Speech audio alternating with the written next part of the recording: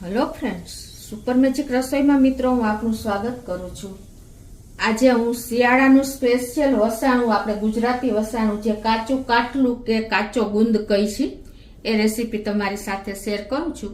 તો તમને ચોક્કસ આ વિડીયો ઉપયોગી થશે। ગમે તો લાઈક કરજો, શેર કરજો અને સબસ્ક્રાઇબ કરવાનું તો ભૂલતા જ નહીં। અને મિત્રો બાજુમાં રહેલું બેલ આઇકનને પણ પ્રેસ કરજો, જેથી કરીને લેટેસ્ટ વિડીયોની માહિતી તમને ડેઈલી મળતી રહે। તો હવે આપણે કાચા કાટલાના ઇન્ગ્રેડિયન્ટમાં મિત્રો આપણે જો આ બાવળિયો ગુંદર આવે ને એ લીધો છે 200 ગ્રામ, અને આપણે સામે એટલું જ 200 ગ્રામ ઘી લીધું છે। 100 ગ્રામ આપણે વાટકા કોપરું આવે ને એ લીધું છે, અને 100 ગ્રામ બદામ છે। 150 ગ્રામ જેવો દેશી ગોળ લીધો છે, અને બીજા વસાણામાં આપણે 100 ગ્રામ બદામ છે, 50 ગ્રામ આપણે કાજુ છે, 50 ગ્રામ આપણે અખરોટ છે, અને 32 પાવડર છે, અને સુવાદાણાનો પાવડર છે, મિશ્રી છે એટલે કે ગાંગડા સાકર છે। આટલા ઇન્ગ્રેડિયન્ટ લેશું તો બનાવવાનું ચાલુ કરીએ। તો મિત્રો શિયાળામાં જો આપણે આ કાચું કાટલું એ સવારમાં 1 ચમચી દૂધ સાથે લઈએ ને તો આખા દિવસનું પોષણ અને એનર્જી તમને મળી રહેશે। તો આજે મેં પરફેક્ટ માપ સાથે અને બધા હેલ્ધી ઇન્ગ્રેડિયન્ટ સાથે તમને કાટલું બતાવ્યું છે। તો આ જ રીતે બનાવશો ને તો પરફેક્ટ કાટલું બનશે। તો પહેલા તો આપણે, અને બીજું મિત્રો કે આપણે મોસ્ટ ઓફ કાટલામાં શું પ્રોબ્લેમ આવે છે ખબર છે કે કાટલું આપણે ખાવાની ઈચ્છા થાય છે પણ દાંતમાં ચોટે છે। તો આજે આ કાટલું હું તમને એ રીત સાથે બતાવીશ કે તમને દાંતમાં પણ નહીં ચોટે। એના માટે હું એક સિક્રેટ ઇન્ગ્રેડિયન્ટ નાખીશ, તો તમે દરરોજ 1 ચમચી ઇઝીલી ખાઈ શકશો। તો પહેલા તો આપણે જે આ બાવળિયો ગુંદર લીધો છે ને એને આપણે પીસી લેશું। આ બે બેચમાં આપણે એકી સાથે પીસશું ને તો સરખો નહીં પીસાય, એટલે આ રીતે આપણે એને એકદમ આપણે પાવડર ફોર્મ નથી કરવું, પણ રવા જેવી કન્સિસ્ટન્સી આવે ને એવો આપણે પીસવાનો છે। તો આ રીતે જુઓ, આપણે દરદરો એવો સરસ પીસાય। જો કે ગુંદ તમે ગમે એટલો પીસો ને તો આવો જ પીસાશે, તમને ખ્યાલ આવી જતો હશે। બીજી બેચ પણ આપણે તૈયાર કરી લઈએ। તો આ રીતે આપણે ગુંદને પીસી લીધો છે। હવે આપણે જે આ સૂકો મેવો લીધો છે ને એને પણ આપણે પીસી લેશું। તો પહેલાં તો આપણે બદામને બધું સાથે જ પીસી લેશું। આ રીતે 100 ગ્રામ બદામ છે, 50 ગ્રામ આપણે કાજુ છે, અને 50 ગ્રામ અખરોટ। આને ક્રમ્બલ કરશું। તો આ રીતે જો એને ક્રમ્બલ ફોર્મમાં મેં પીસી લીધું છે। હવે આપણે જે કોપરાનો વાટકો આવે ને એને મેં છીણી લીધો છે। આ વજનમાં 100 ગ્રામ છે। મિત્રો આપણે કોપરાનો વાટકો જ લેવાનો છે। એનું કારણ શું છે ખબર છે કે આપણે જે સૂકું કોપરું લઈએ છીએ ને તૈયાર ખમણેલું, એમાં તેલ કાઢી લીધેલું હોય છે કોપરાનું, એટલે એકદમ ડ્રાય હોય છે। અને આ જો એકદમ ઓઇલી લાગે, તમે હાથમાં ટચ કરો ને તો આમાં ઓઇલ હોય છે, એટલે હંમેશા આપણા વસાણામાં આપણે હંમેશા કોપરાનો વાટકો ખમણીને લેવાનો। તો આ 100 ગ્રામ આમાં મિક્સ કરી દઈશું। આ ટાઈપનું જો આપણે વાટકો આવે છે ને એને આપણે મેં ખમણ્યો છે। હવે મિત્રો મેઇન ઇન્ગ્રેડિયન્ટ જે છે સુવાદાણા, આના વગર પણ કાટલું અધૂરું જ છે। આ સુવાદાણા એટલું કામ કરે છે ને કે મિત્રો લાખોની દવા પણ તમને કામ નહીં કરે ને એટલું આ કામ કરે છે। આ સુવાદાણા આપણે ઇન્ડાઇજેશન, ગેસ, અપચો બધું દૂર કરે છે। અને જો ડિલિવરી પછી માતા લે છે ને તો એને દૂધમાં પણ વધારો થાય છે। અને પ્લસ જેને પથરી છે ને એ લોકો માટે તો આ બેસ્ટ સોલ્યુશન છે। સાંજે પલાળી અને સવારે એનું પાણી પી જશે ને તો ગમે એવી પથરી હશે ને એ પણ તૂટી જશે।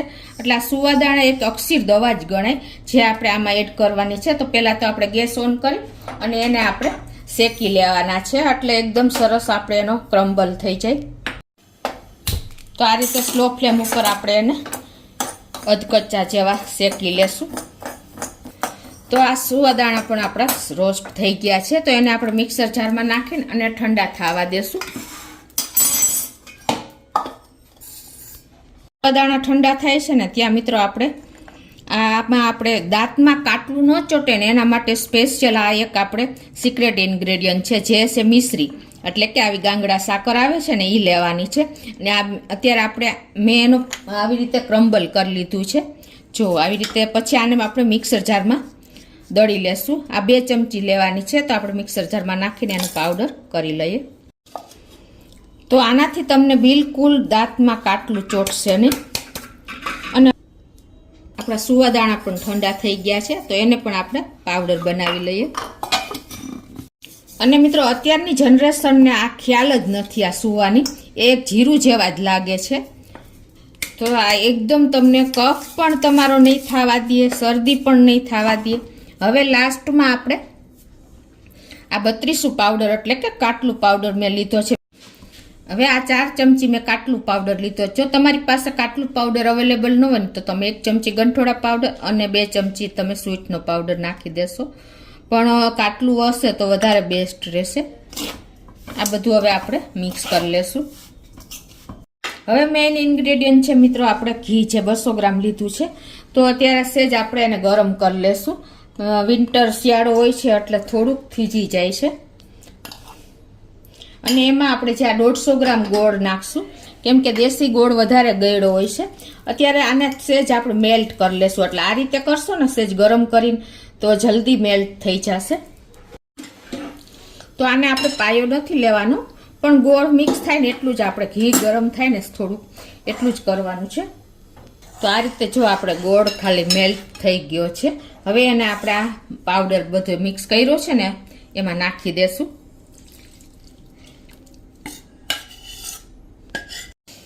તો મિત્રો જો આ એટલી અત્યારે કિચનમાં સ્મેલ આવી રહી છે ને, ગુજરાતી આપણું વસાણા જ એવા હોય છે ને કે દૂર દૂર સુધી આની સ્મેલ જાય છે. તો આ રીતે આપણે મિક્સ કરી લેશું. ગરમ છે તો પહેલા ચમચેથી કરીએ છીએ.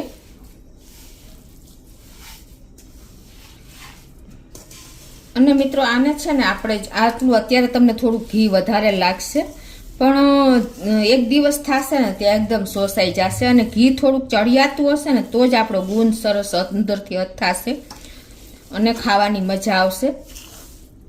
તો જો મિત્રો અત્યારે આપણે ઘી ફૂટશે પણ આને આજે જ આપણે નથી ખાવાનું, એક દિવસ રાખીને પછી ખાવાનું છે. એટલે એકદમ સરસ આપણો ગુંદ એટલે કે કાટલું અથાઈ જશે.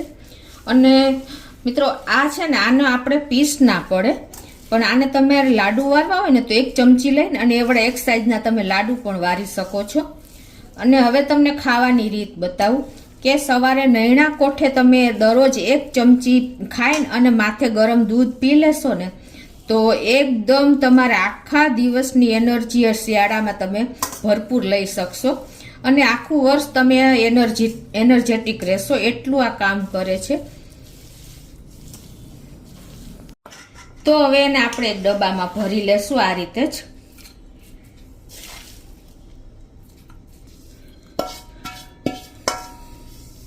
તો આ રીતે ડબ્બામાં ભરી અને એને આ રીતે આપણે પ્રેસ કરી દેવાનું છે.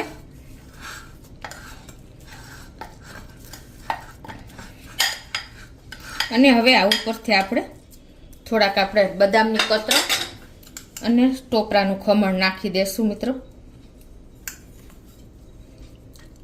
આપણે શિયાળાનું વસાણું ગુજરાતી લોકોનું સ્પેશિયલ 32 એટલે કે કાચો ગુંદ આથેલો કહીએ છીએ, એ એકદમ હેલ્ધી, ટેસ્ટી અને બધા ઓસળિયાથી ભરપૂર એવો આપણો તૈયાર થઈ ગયો છે. હવે આને તમે દરરોજ 1 ચમચી સવારમાં નૈણા કોઠે લેવાનું છે. તો તમને ચોક્કસ મિત્રો આ કાચા કાટલાનો વિડીયો ઉપયોગી થશે અને ટ્રાય પણ કરજો અને કોમેન્ટમાં પણ જણાવજો તમને આ રેસીપી કેવી લાગી. મિત્રો તમને ગમે તો લાઈક કરજો, શેર કરજો અને સબસ્ક્રાઈબ કરવાનું તો ભૂલતા જ નહીં.